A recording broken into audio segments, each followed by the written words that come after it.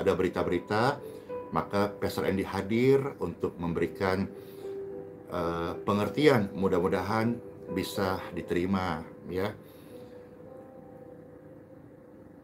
Sudah tersebar kabar bahwa hamba Tuhan Pendeta Ezra Soru pernah datang ke Healing Center, dan kabar yang tersiar itu Pastor Andy tidak bersedia menemui. Jadi kira-kira begini jawabannya. Saya sama sekali tidak tahu bahwa beliau mendatangi. Beliau datang ke Healing Center itu tidak ada konfirmasi dan tidak ada pemberitahuan. Semisal tahu, mungkin lain ceritanya, ya. Nah, yang berikutnya waktu itu memang lagi pembatasan secara ketat. Yang datang ke Healing Center kan banyak banget, Bapak Ibu mesti tahu lah ya, orang-orang yang meminta pelayanan. Namun waktu itu kan kita dibatasin. Jadi Pastor Andy hanya fokus form doa, karena form doa bahkan sampai hari ini itu banyak banget Bapak Ibu sekalian ya. Jadi memang orang-orang yang datang diarahkan ke form doa, dan menurut berita yang sudah tersebar, salah satu dari sekian banyak orang yang datang rupanya ada yang terkasih hamba Tuhan Pendeta Ezra Soru. Jadi dalam kesempatan ini Pastor Andy minta maaf yang sebesar-besarnya ya jika ini menjadi sebuah hal yang tidak baik dalam hubungan sebagai rekan pelayanan, sebagai hamba Tuhan. Kemungkinan mengajar firman saya nggak mau bicara.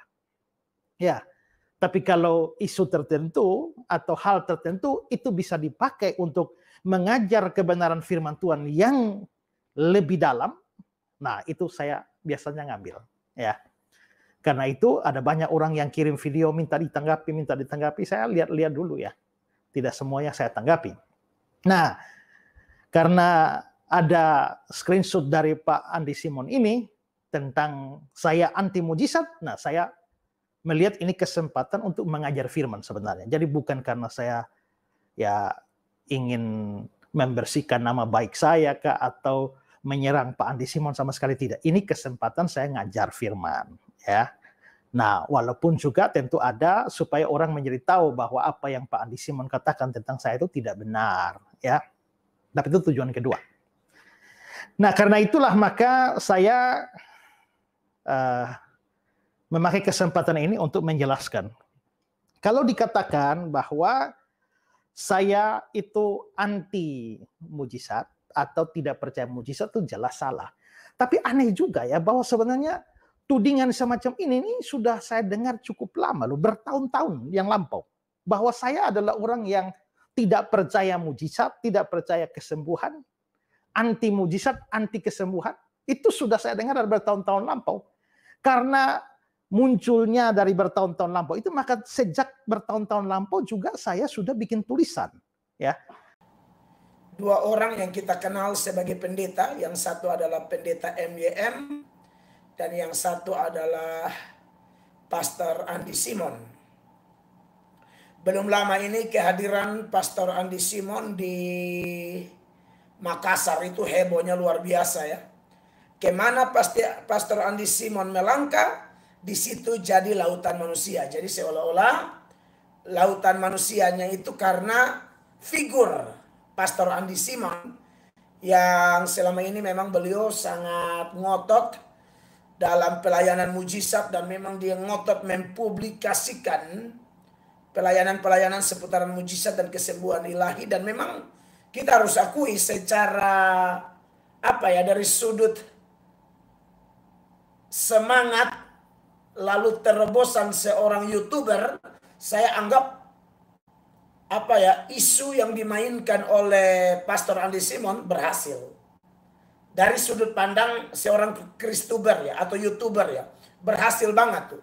Dan memang YouTuber kan mesti punya cara untuk bikin gimana supaya videonya ditonton oleh banyak orang, bikin bagaimana supaya dia dikenal oleh orang, kan begitu ya. Semua YouTuber, Kak. Saya pikir YouTuber mau yang YouTuber yang sekuler maupun yang rohani, saya pikir jurus itu sama. Jangan munafik. Bermain di media sosial ya, you harus siap didukung atau tidak didukung. You harus siap diberi semangat atau dihina-hina. Itu sudah biasa. Dan saya pikir orang yang mau jadi YouTuber sudah tahu konsekuensi ini. Nah, tetapi ada satu YouTuber yang lain, yaitu pendeta MYM. Ini tidak asing di dunia apologet Kristen. Di dunia pembelaan iman, kantor-kantor terajaran sesat yang tidak sesuai Alkitab. Nah, salah satu yang sangat menonjol adalah pendeta MYM. Ya, pendeta Muriwali ya. Nah, ternyata pendeta Muriwali ini kemudian memberikan satu peringatan, teguran, atau tanggapan-tanggapan dengan dasar kitab suci kepada Pastor Andi Simon. Jadi sepertinya kelihatan, kalau sepintas lalu kelihatan, loh berseberangan sekali gitu kan. Makanya ini menjadi tema live saya pada kesempatan ini. Selain saya juga melihat judul-judul yang dibikin oleh Pastor Andi Simon, saya juga lihat judul-judul yang dibikin oleh pendeta Muriwali. Ya, pendeta MYM ya, Muriwali Yanto Matalu ya. Salah satunya ini nih, yang baru 5 hari lalu dikatakan pendeta MYM, lautan manusia menyambut Andi Simon, sikap Tuhan Yesus dan Paulus, itu ya, pendeta MYM punya. Terus ada lagi judul lain yang menurut saya keras. Jadi Pak Muriwali ini kelihatan mempunyai pandangan yang berbeda dengan kebanyakan orang yang sangat mengelu-elukan atau mengidolakan Pastor Andi Simon. Semua menganggap itu kuasa Allah, mujizat, tapi dari salah satu judulnya Pak Muriwali ini terhadap Pak Andi Simon, dia bilang itu perdukunan Andi Simon. Ya. Lalu ini lagi yang 6 hari lalu beliau katakan lautan manusia menyambut Andi Pasar. Lalu mau apa? Itu tema tuh luar biasa. Nah, saudara-saudara, akhirnya saya karena lihat ini kayaknya ada berseberangan nih antara Pastor Andi Simon dan pendeta MM. Akhirnya saya memutuskan nonton dua-dua. Ini masalahnya di mana ini ya? Karena beberapa waktu yang lalu kan saya sedang serukan, ayo kita pendeta-pendeta bergandeng tangan. Tetapi dalam seruan itu saya ingat waktu saya buat live di Kota Soe beberapa waktu lalu, saya juga bilang ya kita tetap di dalam Kristen sendiri pasti ada yang beda, ada yang salah. Ya kita saling rendah hati saja, saling mengingatkan satu dengan yang lain. Pendeta Mel Atok, lalu juga pendeta Esra Soru ya, perihal Pastor Andi Simon. Barusan Pak Esra Soru bikin video tanggapan terhadap Pastor Andi Simon. Tetapi saya tidak mendengarkan itu dan saya tidak berniat untuk menanggapi itu. Saudara, saya hanya menanggapi video yang pertama dari pendeta Esra Soru yang menanggapi Pastor Andi Simon beberapa hari lalu ya. Karena itu ada kaitannya dengan saya ya, ada kaitannya dengan saya. Jadi saya mau memberikan tanggapan. Lalu juga tanggapan terhadap pendeta Mel Ato yang dalam 1-2 video ya kemarin hari ini membahas tentang tanggapan saya terhadap Pastor Andi Simon ya, seperti itu. Mungkin saya mulai dari pendeta Mel Ato dulu. Kalau tanggapan Pendeta Melato di dalam video-videonya itu mungkin ada 2 video yang membahas tentang saya dan Andi Simon. Saya tidak ada masukan atau kritikan ataupun mungkin ya termasuk dukungan atau apapun ya. Karena bagi saya itu adalah sesuatu tanggapan yang wajar, dan apa yang saya lihat dari apa yang dikerjakan Pendeta Melato ini bagi saya baik dan malah perlu didoakan, ya seperti itu. Jadi saya tidak berminat untuk menanggapi tanggapan Pendeta Melato terhadap saya dalam hubungannya dengan Andi Simon secara keseluruhan ya. Saya hanya mungkin mengambil satu pokok saja yang sebetulnya tadi pagi pun itu sudah jawab sendiri ya, perihal mujizat ya. Saya percaya mujizat atau tidak ya, tapi itu pun jawaban Pendeta Melato dapat dari orang lain ya, mungkin orang-orang yang tulis-tulis di live chat dan lain sebagainya. Dan sekarang saya ingin memberikan pendapat saya sendiri ya, terhadap pertanyaan Pendeta Melato, saya percaya mujizat atau tidak ya. Nah, begini saudara, di dalam sejarah kekristenan itu yang tidak percaya adanya mujizat Tuhan itu hanya teologi liberal ya. Ini jelas ya. Maka orang-orang Kristen ini yang tidak ngerti apa-apa ya, yang tidak belajar apa-apa, buru-buru misalnya MYM tidak percaya mujizat, atau katakanlah Ezra Soru tidak percaya mujizat begitu ya, atau Reform tidak percaya mujizat ya. Inilah ya, maaf saya agak keras ya, inilah dalam tanda kutip itu kebodohan ya. Ya. Ini bukan maksudnya Pendeta Melato ya. Saya maksudnya orang-orang yang cepat-cepat mengatakan ya seperti itu ya. Nanti saya bahas juga video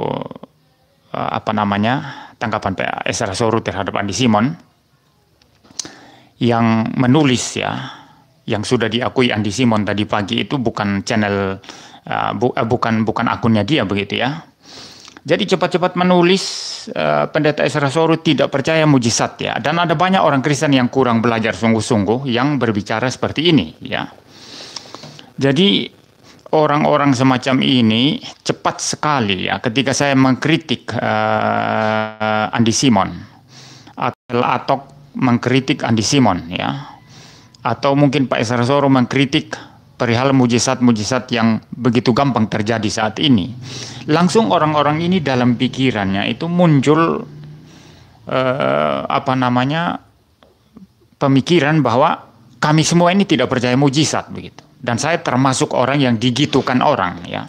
Muriwali tidak percaya mujizat. Seakan-akan kalau saya tidak percaya mujizat Andi Simon, maka saya bukan orang percaya mujizat. Nah inilah yang saya bilang kebodohan. Karena mujizat yang dilakukan Andi Simon ya, dengan mujizat yang dilakukan Tuhan Yesus, itu bisa dibedakan dengan jelas. Mujizat yang dilakukan Andi Simon dengan mujizat yang dilakukan Paulus, itu bisa sangat-sangat jelas dibedakan. Ya, jadi karena saya menolak mujizat Andi Simon, lalu saya dituduh sebagai anti mujizat. Nah ini satu kesalahan ya. Saya kira Pak Melato pun juga mungkin mendapat serangan seperti itu ya ketika mengkritik Pastor Andi Simon ya. Nah itu yang saya katakan tadi, kebodohan. Ada banyak orang Kristen ini yang tidak belajar sungguh-sungguh dulu ya, yang tidak mengamati sungguh-sungguh ya, teliti dulu baik-baik, langsung kasih pendapat ya. Muriwali nggak percaya mujizat ya, Ezra Soru nggak percaya mujizat, Melato nggak percaya mujizat begitu ya, seperti itu. Ini yang saya katakan sebagai satu kebodohan. Halo saudara-saudaraku yang kekasih di dalam Tuhan Yesus Kristus. Saya Dema kembali menjumpai teman-teman dalam channel Pastor DHI. Oke teman-teman, kali ini saya akan membahas berkaitan dengan apa yang disampaikan oleh Pendeta Muriwali. Kenapa saya tertarik mengcounter yang disampaikan oleh pendeta ini? Karena menurut saya pun punya dasar pandangan tentang Alkitab dan yang saya pelajari dan yang saya ngalami teman-teman. Karena menurut saya firman Tuhan itu bukan untuk hanya berkoar-koar saja, ya. Bukan hanya menyampaikan saja, tetapi perlu dikerjakan, perlu dilakukan. Ya.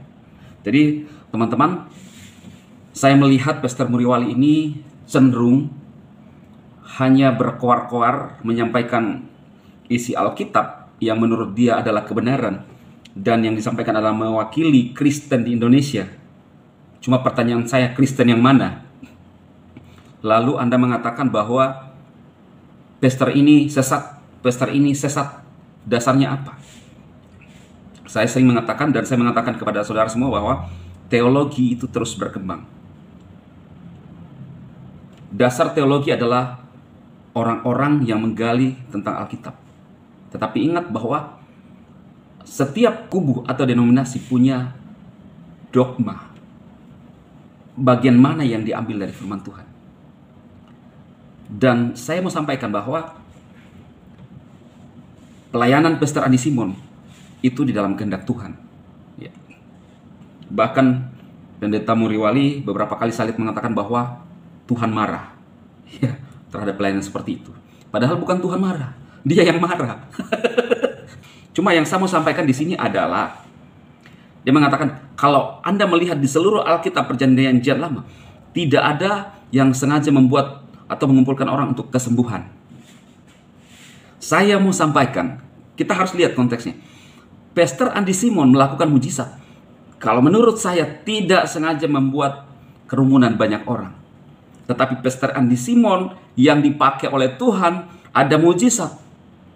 Orang mendengar di mana-mana di daerah di Indonesia. Orang datang ke sana. Pastor Andi Simon tidak memanggil. Bahkan Pastor Andi Simon sempat bercerita, ternyata Pendeta Esra Soru juga katanya sempat datang ke Geraha IHS di Kalimantan, di Balikpapan, dan tidak direspon oleh Pastor Andi Simon. Karena memang tidak disengaja. Orang datang, bukan Pastor Andi Simon untuk mengumpulkan. Tetapi ketika ada mujizat, orang tahu bahwa terjadi mujizat. Kan seolah-olah Pak Muriwali ini menyatakan bahwa kesembuhan-kesembuhan ini adalah kesembuhan palsu. Pertanyaan saya, bagaimana kamu tahu bahwa inilah kesembuhan palsu? Nyata-nyata kesembuhan yang dibuat oleh Pak Andi Simon adalah berdoa di dalam nama Yesus. Adakah Tuhannya Yesusnya Muriwali, Yesusnya Pak Andi Simon, Yesusnya saya? Kan yang kita sembah adalah nama Yesus yang sama, yang juga melakukan mujizat dari Perjanjian Lama, Perjanjian Baru sampai sekarang. Itu dasarnya.